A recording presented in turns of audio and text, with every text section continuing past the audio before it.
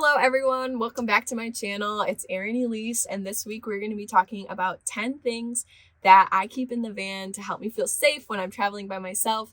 Also, by the way, these are in order of like what's most important. It's just 10 things that I came up with. Not all of these are as critical as others.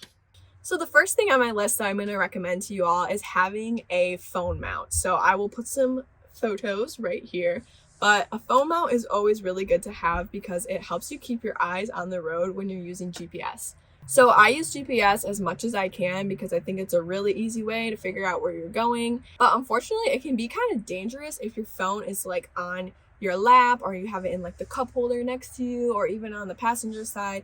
It's just like not good to have it down. You don't want to be looking down in any way when you're driving a vehicle. So for me, I like to have it like right up in my line of sight so that I can just kind of like look over instead of like. The second thing that is going to be on my list is having a AAA card. So this is a AAA roadside assistance card. This just means that if I ever get in some sort of thing where like I run out of gas or I get a flat tire or I get locked out of my car or my battery dies, little things like that, like car troubles. This is a 24/7 service, so you can call them anytime and someone will be on the line to help you with this. The cool thing about it too is that it doesn't have to be your car either. You can be in anyone else's car, and if they get a flat, they can also come help you. It's also a tiered membership, so you pay for the whole year and you can pay as little as $40 or up. I just have like the cheap one and it's just like a little bit of extra peace of mind. Obviously, you need cell service to be able to call, and I've been in situations before where like you don't have cell service, so you should still know how to like change a tire and things like that. Always have gas, all that stuff. But again, this is just one other thing that I like to have. So to use AAA, you also need to have a phone that is charged and working. So that brings us to number 3. Always have extra phone cords. I swear I am like the worst about losing these. I like to have extras of these. Just have one that your car can charge your phone for you. Especially if you're using GPS, that can suck out a lot of battery, and so it's always good to just have it plugged in at all times. I always try to have my phone charged. That being said, I think it's also really good to have a portable charger of some sort for your phone. I think this can charge my phone like 3 or 4 times. You can get some cheaper ones that can charge it just like once, and it's always just good to make sure that you have a little bit of extra juice. And then for Christmas, I got this. This is the Jackery Explorer 240, and this isn't necessarily charging my phone type of thing. It's more for charging like all of my appliances when I'm camping without electricity. This is definitely like a luxury item. You definitely don't need this, but this is an option too if you want to have electricity when you won't be able to have it otherwise. So this is not necessary, but I love it. So the next thing I have is a carbon monoxide detector. Your house should have one of these. These are really, really good to prevent carbon monoxide poisoning. Carbon monoxide is a colorless and odorless gas that will do very bad things to you. It's very good to have one of these.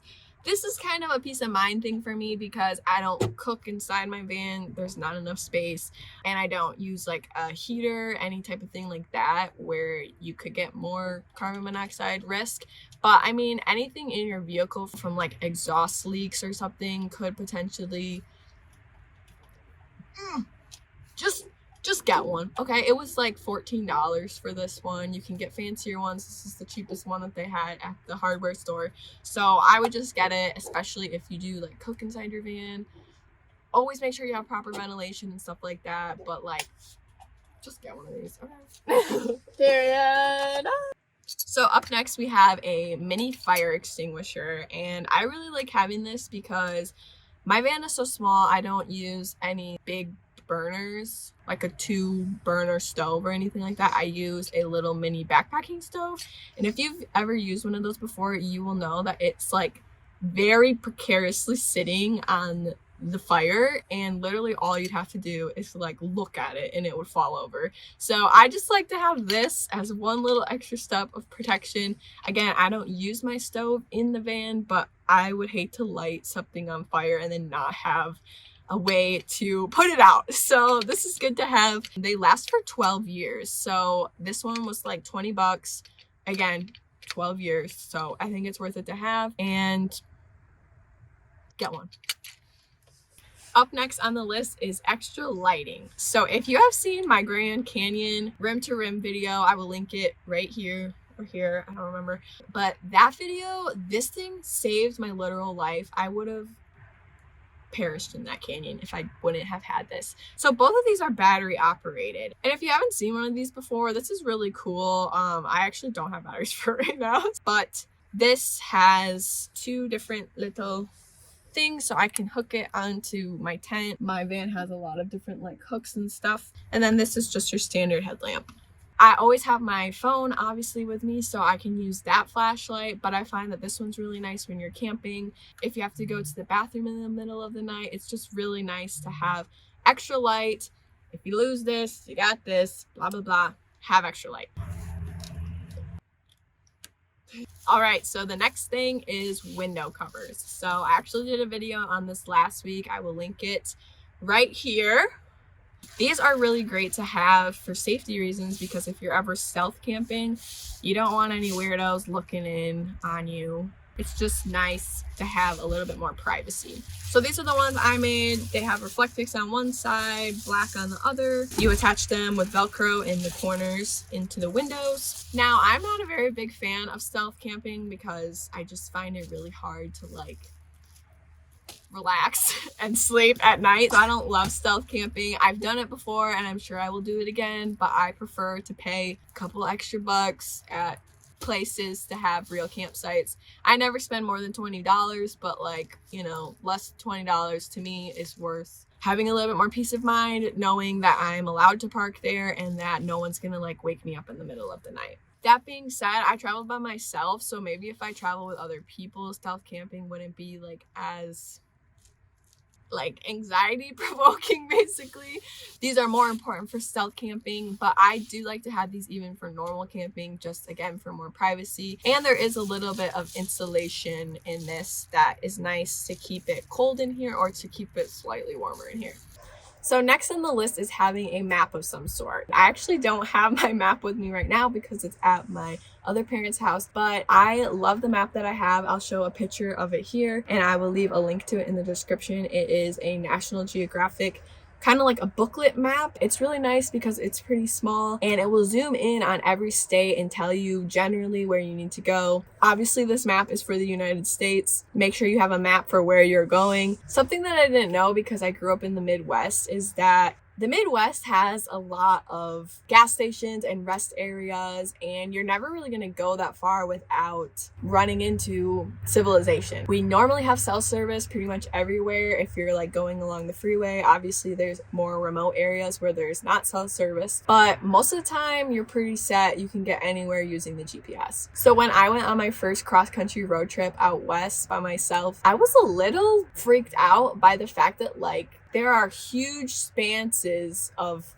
time where you might not see a gas station for like hours. And not only are you not going to see gas stations, but you're not going to have cell service. So it's really important to know how to operate a map at least a little bit. Make sure that where you're going, you're going to be able to get gas, even if you're not going to have cell service. This map is super like zoomed out and it's not going to help you get into like the nitty gritty of that state, but you're going to at least know like what freeway you're on, what direction you're going, if you're going to be going through any towns, which will have, you know, gas and things that you might need. So it's just really great to have a map, and I would recommend kind of learning how to use it if you don't know how to use the map. I know that my generation probably sucks at reading maps because we don't have to do it regularly. I don't use the map daily. I use GPS if I'm going anywhere over an hour away. Pretty much. So if you don't know how to use a map, make sure that you do know the basics and that you can use it if you ever got in a situation where you wouldn't have GPS available to you. Up next, this one is probably the most obvious, and it's having a first aid kit. I recently gave myself the worst paper cut I've ever gotten in my entire life. So deep, gushing blood everywhere, and I ran to this. Even when I like lived in my apartments and stuff, I didn't have room to have like an entire medicine cabinet. I've always used this. I even have like extra stuff in here that I use. And make sure that you know how to use some of this stuff. And I pretty much just use it for band-aids, luckily. I'm notorious for cutting myself in the kitchen though, so Always good to have. Always good to make sure that if you use something, make sure you replace it. So like if you use a bunch of alcohol pads or like Neosporin or something like that, make sure you check in there before you leave for a road trip. Make sure you can restock it if you need to. Okay, up next, I have two kind of things that I want to talk about. So this is your everyday pepper spray. That's always good. This is like usually on my backpacking backpack. So if anyone messes with me, I have this. And then I also have this thing where you like pull and it's an alarm and it screams really loud. Both of these were gifts. I refuse to buy this kind of stuff. So if you have a lady in your life that needs this stuff or you would want them to carry one of these, buy it for them, because I'm not wasting my money on this because it infuriates me that I have to carry this. But I do carry this. And then the other thing that I wanted to mention is that I have bear spray. I actually bought this because some national parks recommend that you carry bear spray depending on like what trails you go on and stuff. It's really not necessary in a lot of places, but I had to buy it for that. And so I keep this in the van at all times just because, and I like to carry it when I need to when I'm in bear country. But if I have it in the van and somebody tries to do bad things to me, just saying I have it in here. Okay. I did some research on whether or not you can spray this on a person. I would say I will leave the research I did in the description, but I'm just saying, I don't know what I'm saying, but I'm saying something. Just stay safe out there, okay? Those are the 10 things on my safety must-haves list, and I hope that you learned something. Again, not all of them are super necessary, but they're all things that I carry and things that I like to have to feel safe when I'm sleeping either in my car like I used to or in my van. If you did learn something, I would love for you to hit that like button or subscribe to my channel. I am leaving next week to go on a road trip finally, so it's going to be more adventure content coming up soon. I'm so excited! So yeah, like, comment, and subscribe. And thank you so much for watching. I'll see you in the next video. Bye.